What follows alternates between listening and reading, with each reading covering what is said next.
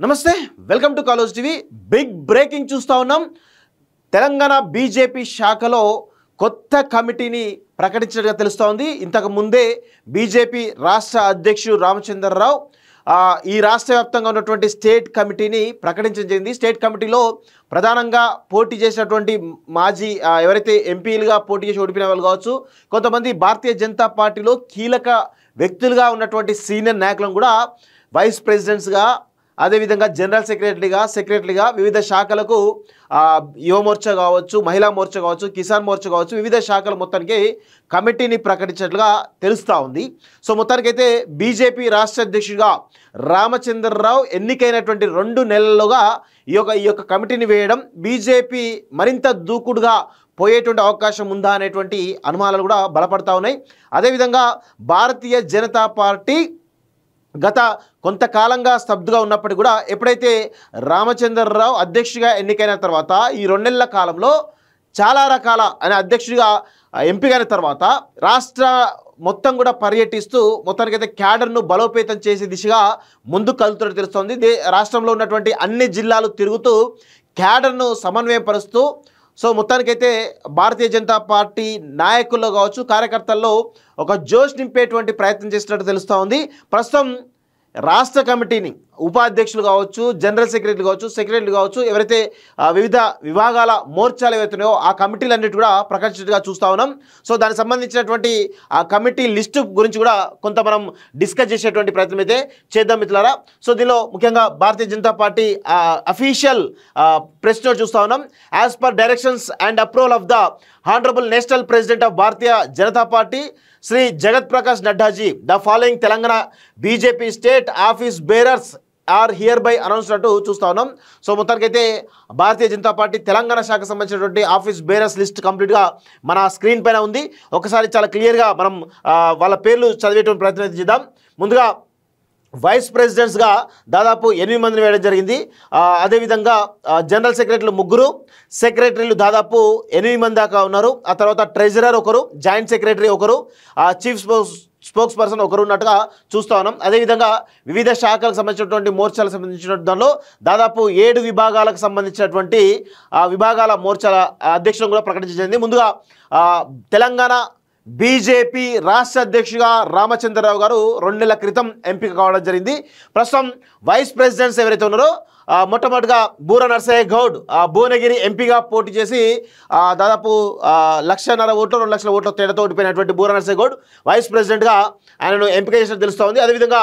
2వ vice president వచ్చేసి కాసం వెంకటేశ్వర్లు యాదవ్ తను గత చాలా కాలంగా బీజేపీలోనే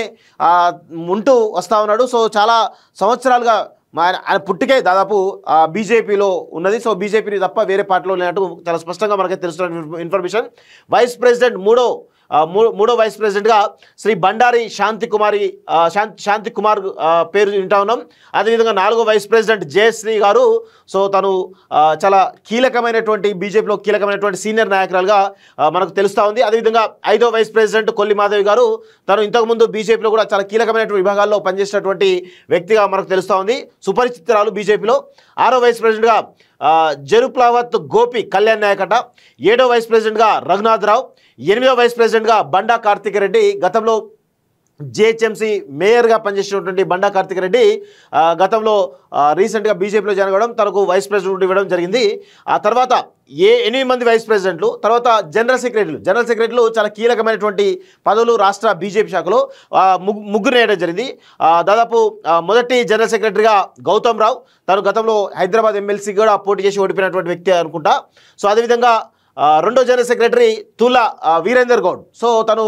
దేవేందర్ గౌడ్ మాజీ మినిస్టర్ దేవేందర్ గౌడ్ వాళ్ళ కొడుకు చాలా కాలంగా బీజేపీలో చాలా కీలకంగా వ్యవహరిస్తూ వస్తూ ఉన్నాడు ముఖ్యంగా బీసీ కాన్సెప్ట్లో జాతీయ స్థాయిలో కూడా చాలా బీసీ కాన్సెప్ట్ తోటి ముందుకు పోతున్నటువంటి వ్యక్తిగా తనకు ఒక బీజేపీలో సుపరిచితుడు సో ఆయన కూడా జనరల్ సెక్రటరీగా అవకాశం రావడం జరిగింది సో ఇది కొంచెం హైదరాబాద్లో బలోపేతమే విధంగా కనబడతా ఉంది అదేవిధంగా 3వ జనరల్ సెక్రటరీ వచ్చేసి వేముల అశోక్ ఆ తర్వాత చూసినట్లయితే సెక్రటరీలు దాదాపు 8 మందిని వేయడం జరిగింది మొదటి సెక్రటరీ వచ్చేసి శ్రీనివాసరెడ్డి గారు తర్వాత 2వ సెక్రటరీ వచ్చేసి కొప్పు భాష గతంలో ఎస్సీ మోర్చా ప్రెసిడెంట్గా ఉండే భారతీయ జనతా పార్టీ బండి సంజయ్ నాయకత్వంలో సో ఇప్పుడు ఆయనను సెక్రటరీగా వేసినట్టు తెలుస్తోంది. అదేవిధంగా ఇంకొక మూడో సెక్రటరీగా భరత్ ప్రసాద్, తను నాగర్ కర్నూల్ ఎంపీగా పోటీ చేసి స్వల్ప తేడాతో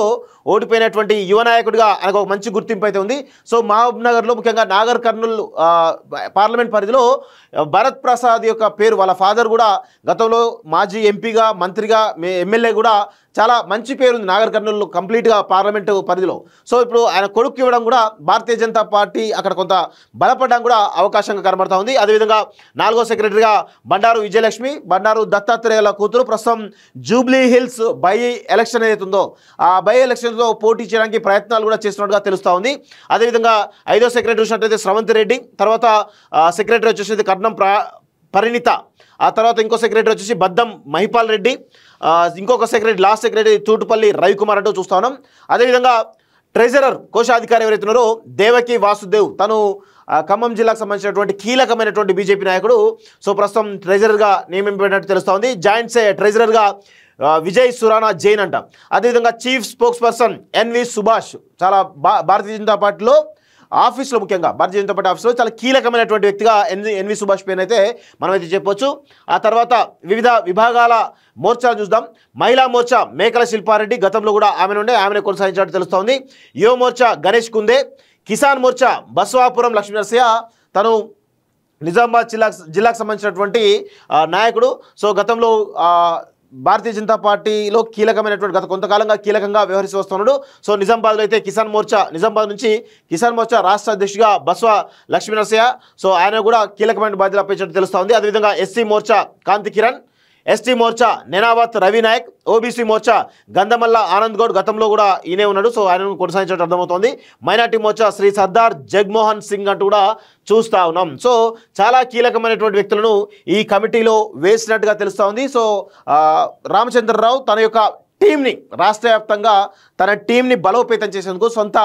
బలం పెంచుకోవడానికి, ముఖ్యంగా భారతీయ జనతా పార్టీ బలం పెరగాలంటే కీలకమైన వ్యక్తులు వేయాలి. సో స్ట్రాంగ్ టీం ఉంటే ఖచ్చితంగా ఆ టీం అనేది గెలవడానికి అవకాశం ఉంటుంది. సో అందులో భాగంగా రామచంద్రరావు చాలా తనకంటూ ఒక స్ట్రాంగ్ టీం, తన అధ్యక్ష నాయకత్వంలో స్ట్రాంగ్ టీంని ఏర్పరచుకోవడం తెలుస్తుంది. చాలా డిఫరెంట్ సామాజిక వర్గాలు, అటు బీసీలు, ఎస్సీలు, ఎస్టీలు, అదేవిధంగా ఓసీలను కలుపుకొని మొత్తానికైతే ఒక బలమైనటువంటి టీంను మొత్తానికైతే ప్రకటించుకోవడం చాలా స్పష్టంగా అర్థమవుతోంది. తన యొక్క మార్కుని ఆ కమిటీలో ప్రదర్శించినట్టుగా చాలా స్పష్టంగా అర్థమవుతా ఉంది. మొత్తానికైతే భారతీయ జనతా పార్టీ గత కొంతకాలం నుంచి స్తబ్దుగా ఉన్నటువంటి నేపథ్యంలో ప్రస్తుతం అధ్యక్ష మార్పు జరిగిన తర్వాత కొన్ని కీలకమైనటువంటి నిర్ణయాలు కావచ్చు, అధ్యక్షుడు అన్ని జిల్లాలు తిరుగుతూ చేస్తున్న సమన్వయం కావచ్చు, భవిష్యత్తులో